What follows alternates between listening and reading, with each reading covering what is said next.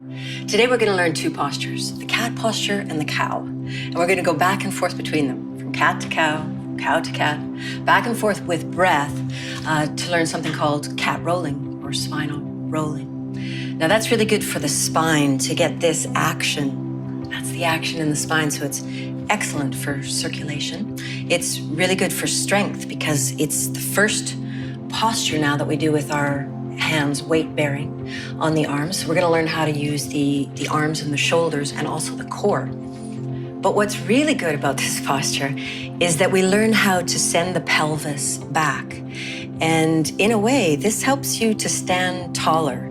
So let me just show you how that works. You can stand up and try this. If you tuck your pelvis like this, which is a lot of the way that we sit, the way that we sit in our cars, the way that we sit in airplanes, make us sit with the pelvis tucked under like this. And what that does is roll the shoulders forward, but also it kind of compresses the chest and makes the head push forward like that.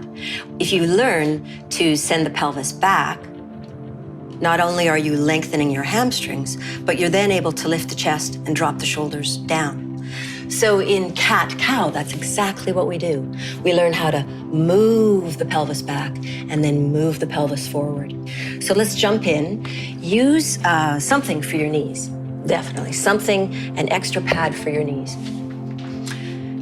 When you put your hands on the floor like this, if the wrists feel sore, jammed, tight at all, walk your hands forward.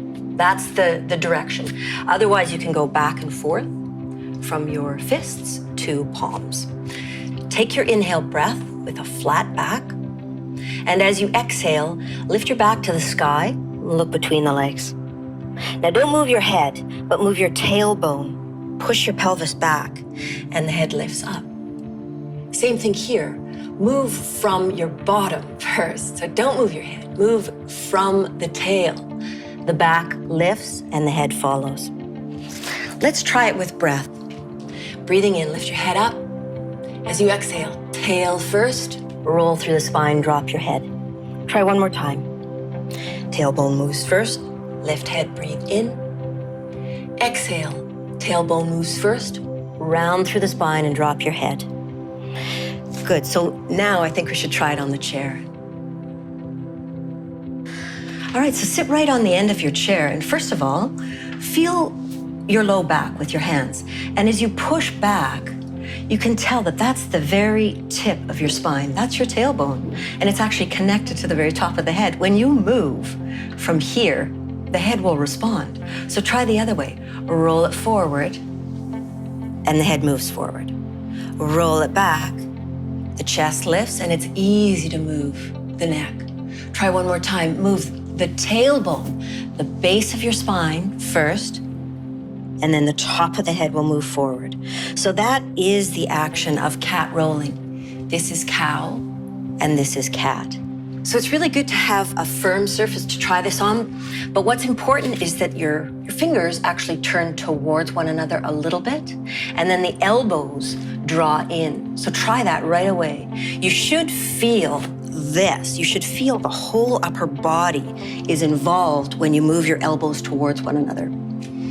So now, push your tailbone back, lift your tailbone up. And as you exhale, move from the pelvis first, and then the head.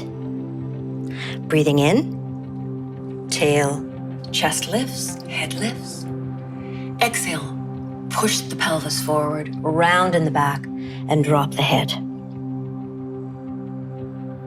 So commonly, people move from their head first, which is natural, right? Because we think and speak from this place. But what ends up happening in cat rolling is you move from the head first and you crank your head back. It creates a lot of tension here, and then you end up muscling through the shoulders like this. So if we move from the tailbone first, you won't make that mistake. This will be free. Your upper body will be free. Another common mistake is to bend the elbows. When you're doing the posture, I don't know why, people do this often. They bend the elbows to lift the head and straighten, and then bend the elbows to lift the head. No, both movements, cat and cow, super straight arms, shoulders well away from the ears, moving from your tailbone or your buttocks first and responding with the whole spine so that you get this action in the spine.